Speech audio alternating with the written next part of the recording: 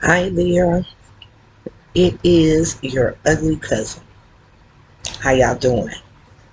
Hope everybody's doing well, as usual. So, here I am, signing in, okay? Happy March. Yes, March.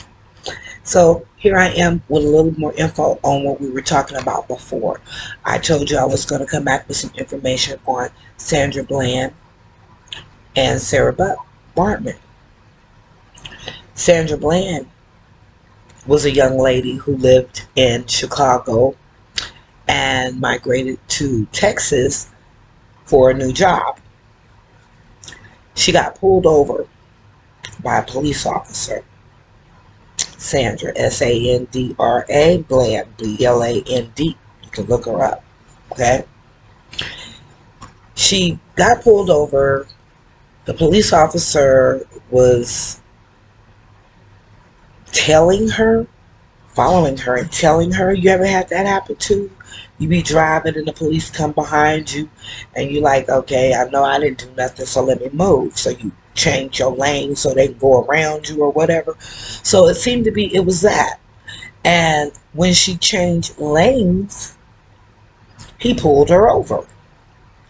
And when he pulled her over, she was on her way to the grocery store. She just getting into this new city and trying to get developed. He took her license registration. He came back and was like, you seem to be irritated. And she was like, oh yeah, and spoke on it. And he was like, are you finished? So in case you did not know, you don't talk to a grown woman like that. And has she been a grown woman of any other nationality, he wouldn't have talked to her like that. The police officers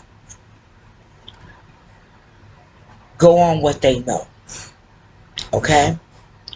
He knew that if he pushed her hard enough, that he might get a rise out of her. And so he did. And so she was upset and she started smoking.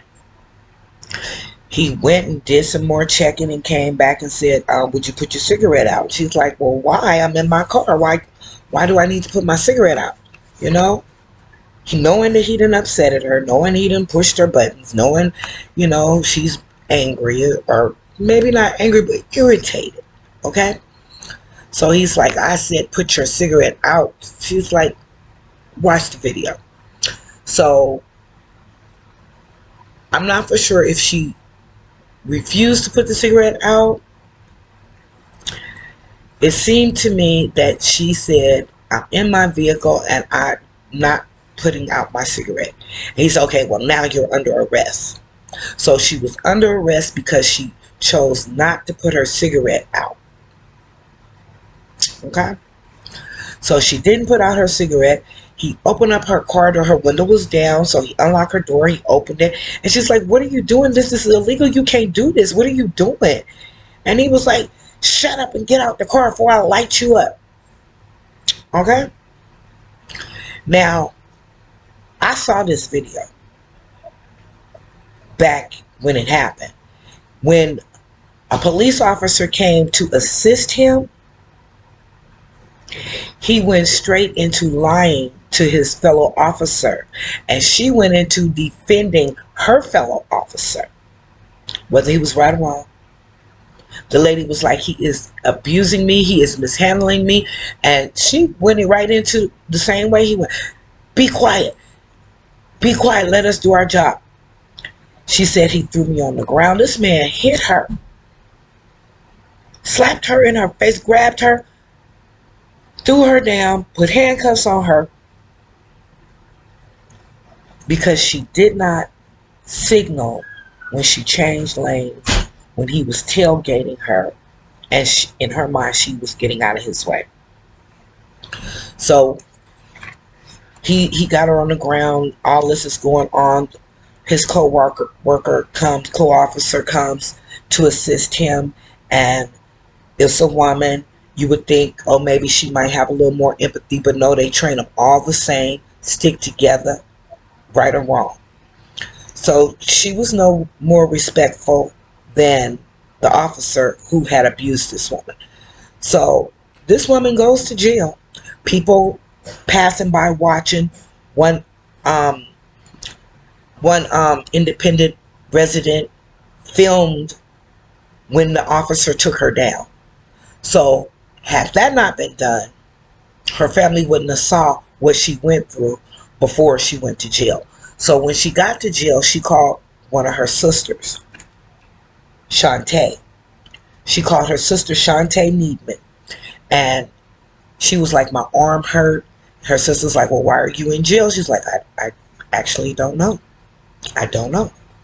And then the officers told her to do something. She said, let me call you back. She hung up. Her sister said she never talked to her again. That was it. So they contact a relative, and a relative contacted the sisters and told them that she was dead.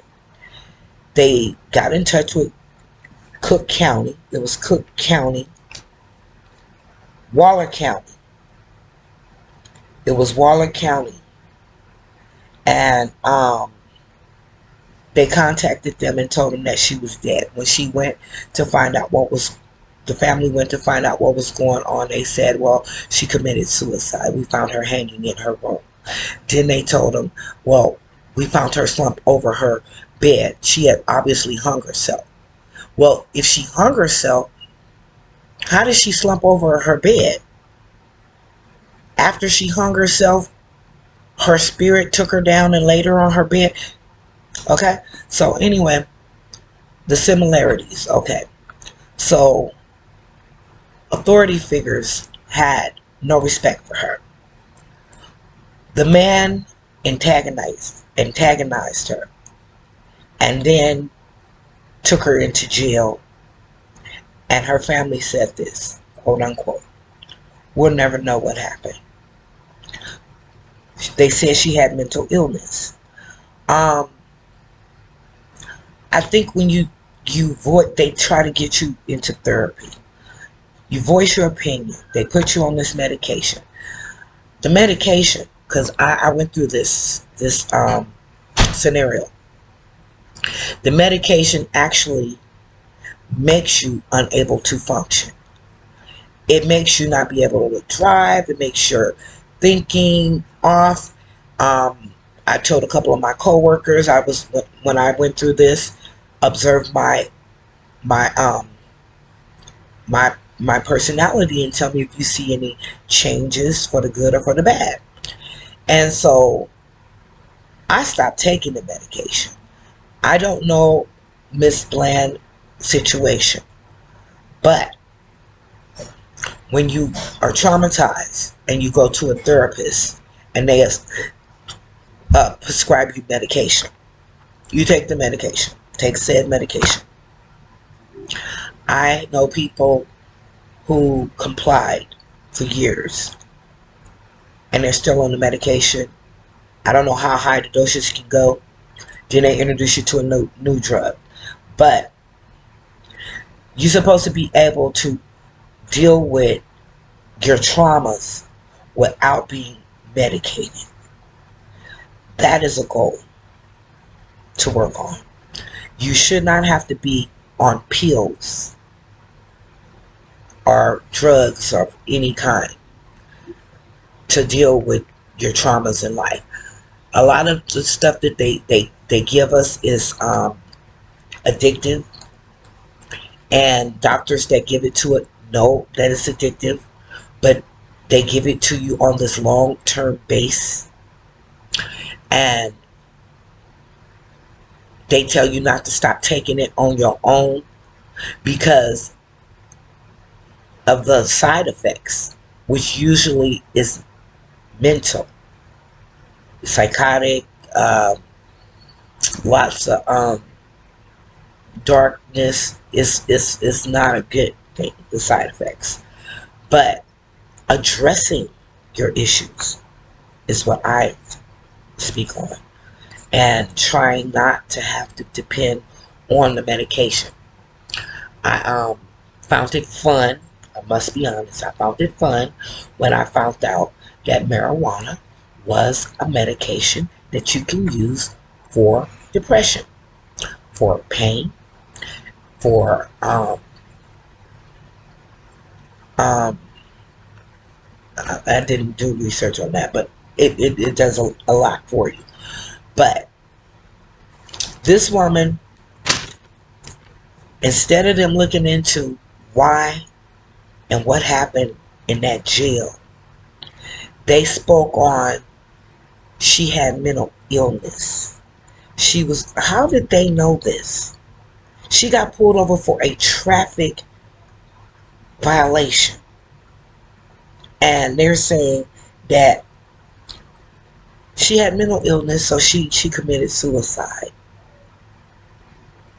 Okay? So, Miss Bachman.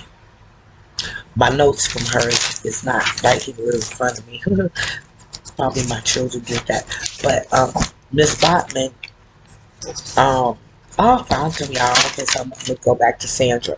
Sandra was 28 when she was found dead in her cell in Walter County Sheriff's Jail, and she was a activist and self-acclaimed activist, and she really was pushing for Black Lives Matter. I noticed that people have a problem with that. When I got to Nevada and visited my daughters in their new place in the ghetto that they just moved out of, the people were looking at me. It was mostly Mexicans in that neighborhood. People were looking at me like, what you doing here? They put on their little cars and on their little vans, all lives matter. So the lady who, I was sitting on my daughter's porch smoking, and the lady passed by and she looked over at me like she wanted my attention. So when she came home, I went over and I knocked on her door and I said, "Hi, I'm the Black Lives That Matter in your neighborhood." And she just looked, and I was like, "Well, I just noticed that you put on your vehicle All Lives Matter. So I wanted to know, when you did that, did you include my life too? Or were you trying to be an asshole or what? I'm just trying to see, because my ancestors built this country, okay? I don't know how long your ancestors been here, but mine been here since the beginning, okay? That's how long my ancestors have been here, and we have been putting up with prejudice from the beginning. I don't recall my grandmother and them saying, "Yeah, we wanted to go over to America and be enslaved and beaten and separated," and all of the things that my ancestors went through. What did yours go through to make you say that brown lives matter? Okay? Because you said all lives matter, but Black lives matter, and you should agree with me, because they treat brown lives just like they treat Black lives, but you want to put yourself against me. "Oh, no, it's not like that, lady. No. I said, "Well, when you were passing by, you were looking at me like you know me. So now I'm introducing myself so you can get to know me and know that I'm a proud Black woman. And I do believe that all Black lives matter. But I believe that all human lives matter as well. Okay? I'm not an activist. I'm not marching up and down the street trying to get everybody to join Black Lives Matter or any other entity. I'm not. But I'm not going to live here and you live here and you trying to antagonize me. Okay? I'm not going to do that. Okay? So they kept on messing with us and kept on messing with us, and somebody put my daughter's tires on flat. So when our neighbor's tires got on flat, somebody flattened all 4 of their tires. And she was, "Oh, my tires is going flat. Her husband, these people, no. And that's when I found out her husband spoke English. Perfect English. Okay? But see, I have Mexican partners, Japanese partners, Korean partners, and they all told me when they don't want to interact with you, they pretend like they don't speak English. But he was so pissed off, and he thought I might have had something to do with it, or I might have knew something about his car being put on flat. And I said, it's a horrible thing when somebody will come and do that to you. You work hard every day, and now you got to replace all your tires. I said, my daughter, she had to replace her tire too. I said, another thing, when she get ready to go to work, y'all have her blocked in. I said, just how you feel, that's how we feel too. One thing about feelings, it has no color. I feel the same way a white woman would feel, a Chinese woman would feel, a Korean woman would feel, an Italian woman would feel, a Swedish woman would feel, a Indian woman would feel, okay? I have those same feelings, okay? And they have the same feelings that I have. And so, with this being said, Miss Bland was a hardworking woman, had just been promoted to a new job in a new state. Okay? Now we're going to go into Sarah. Sarah was born in 1789. Here we are in the millennium. Okay? She was born in 1789, and she was born to the Khoi tribe. And her mother died when she was 2 years old. And before she could even become 10, maybe before 8, her father died.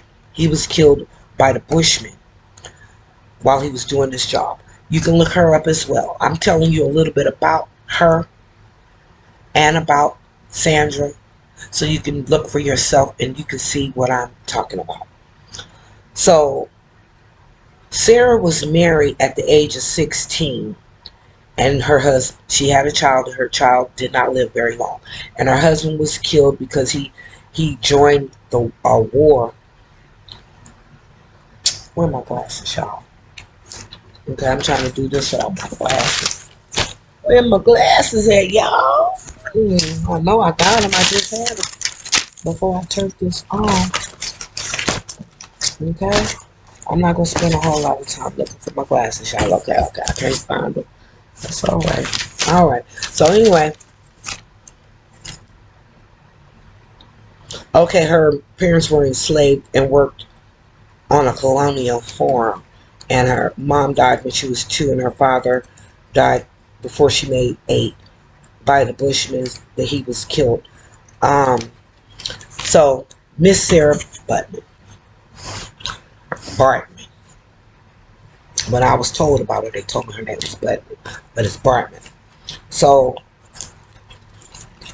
they some colonial people came into their village and were fascinated with the women in the tribe.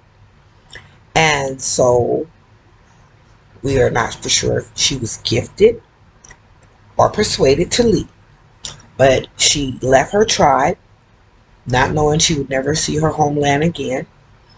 And they took her to France, where they convinced her to... They had her sign a contract, even though she was illiterate. I think if you're illiterate, contracts should be non and void. They had her sign a contract. It was in English. She spoke German and her native tongue. And so she was not able to understand this contract, which they modified at will. And she was forced to perform as if she was a circus act.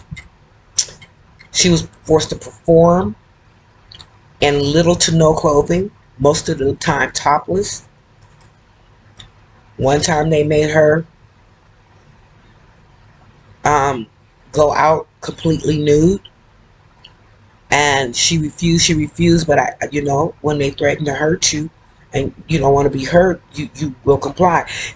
When you are abused, all they have to do is give you a certain look and you're gonna comply, because you know what comes in the dark. When everybody ain't looking, you know what's gonna happen. So she was forced into this life, and she died at the age of 26. They're not for sure how she died, but the man that owned her because she had changed owners. Her original owner passed away. The other owner of her, and I'm gonna speak on her again in the next video because some of my papers are not here and the kids are sleeping. That's why I decided to come on and do this video, and I'm gonna do it for 30 minutes. And hope that you go and look her up, Sarah Bartman, Bartman.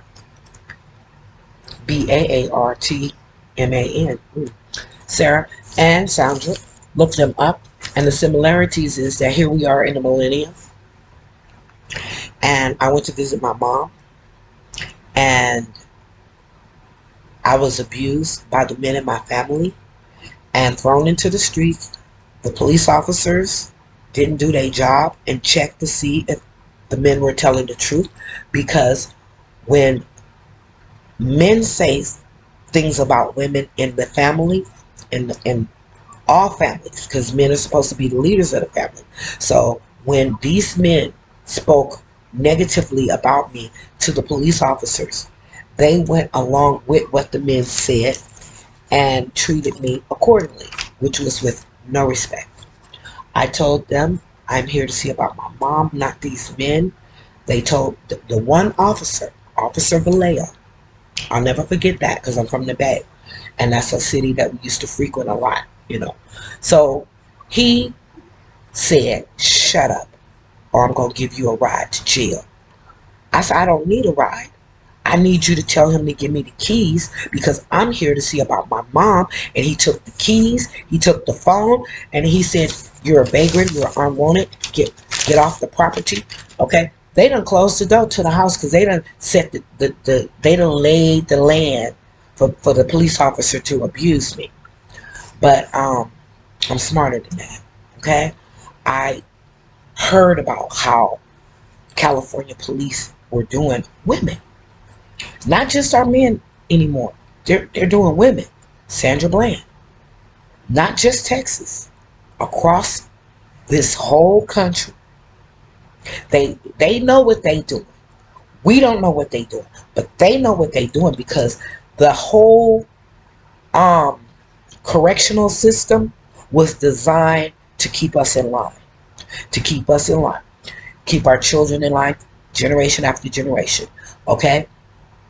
It's another form of slavery. They have these people in jail doing free labor. They get paid pennies upon the dollar for their work. And when they get out, they can't utilize the skill that they used in the institution in the real world. Whether they fought fires, whether they worked in hospitals, whatever they did in the prison, they can't do that once they get out. It is designed that they don't get hired, they don't get jobs, and this is men and women prison. Okay, now who all up in there? Yes, you say a little bit of everybody, but the statistics say that it is mostly blacks and Mexicans. Okay, they have them up in there fighting each other like they animals. Okay, it's lawless. Okay, this is the jail and it's lawless. The people who work there, let them do what they want to do because they got a job. They go home and do their work. Okay? They could care less what go on in the jailhouses. Okay? And so I'm doing the similarity on these women because that night when I got thrown out and I was trying to talk to the police and the police officer was telling me to shut up and he was threatening me and he was talking to me not as if I was a grown woman who had been traumatized, but as if I was just an animal. Shut up. Shut up. I'll give you a ride. You're unwanted here. Want you off the property? I said, I know I'm unwanted here, sir, because they're robbing my mother. He told me, I heard enough. I said, you haven't heard from me at all. Don't you supposed to hear both sides? Nope. Not if they don't want to. He didn't want to hear both sides and he didn't listen to both sides. And then I got thrown out into the streets. Now had I walked away, I didn't have no purse, I didn't have no ID, I didn't have nothing. I would be a vagrant. Okay? Because you cannot walk the streets of this country and not have something to identify yourself. You have to have some kind of license or state ID from somewhere. So they was setting me up to go walk the street so they could pull me up later and take my ass to jail. And I heard Sandra saying, baby, don't fall for it. Don't fall for it. Don't say another word. I stuck my hand out and I shook the officer's hand. I was trying to see his badge. I wanted to know who they was. When I went to try to press charges, they would not allow me to press charges. Okay? Like I said, I've been raising my kids. Everybody, dad has something to do. My kids are special. Everybody got their own daddy. Okay? But did nobody have time to sit down and raise their kids until they were adults. Okay? So I raised them. And this is the thing. When I got to California and I got thrown into them streets and the police officer would refuse to allow me to press charges against my assaulters, they told me get a lawyer, knowing I don't work. Okay? I don't work. I was not working. I was not doing anything. Okay? I called my girlfriend who used to handle my business when I was living in California. She said it was out of her jurisdiction. When COVID hit, I called her again. She said, well, Sharon, you seem very passionate. I said, baby, I am in such deep shit. I need you. And I have trust issues. I need you. And so, you know, I talk a lot. That's why I got this vlog. So she made me break that shit down. When I broke it down, she told me, let's get busy. Since then, I have been financially strapped. We moved. Remember, we moved. Then when we moved, we ended up catching that C word, right? Then when we got over that, we were catching up on our bills. Okay? So we won't, you know, lose our transportation or, you know, get kicked out in the streets again. Okay? Because during that year, 2019, we became homeless. And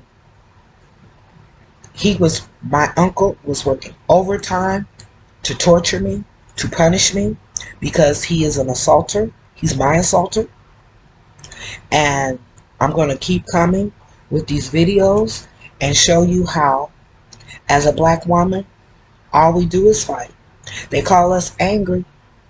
But then when you hit me and I hit you back, do that mean I'm angry, or were you angry? Because if you struck first, who was the angry person? I'm defending myself. I'm defending my family. This is a very difficult walk that I am walking. I keep saying, do what's best for your health, or your mental health, your physical health, because you never know when something like this will happen.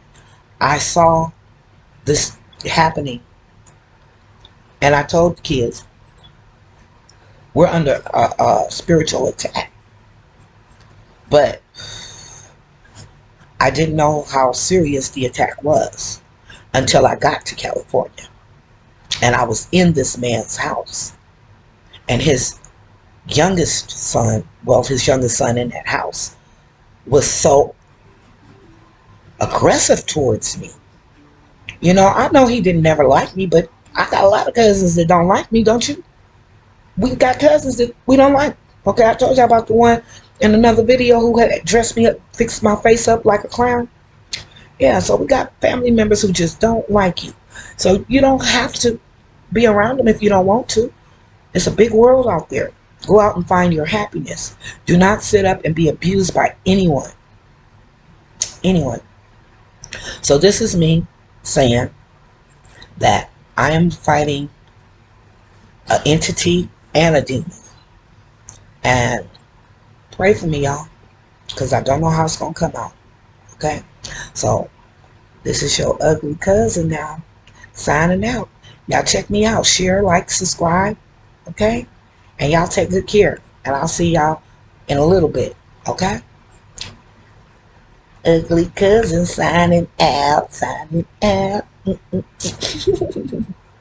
So, I'm signing out, y'all. Always a pleasure. Y'all take care, and I'll see y'all on my next time, okay? Alrighty then.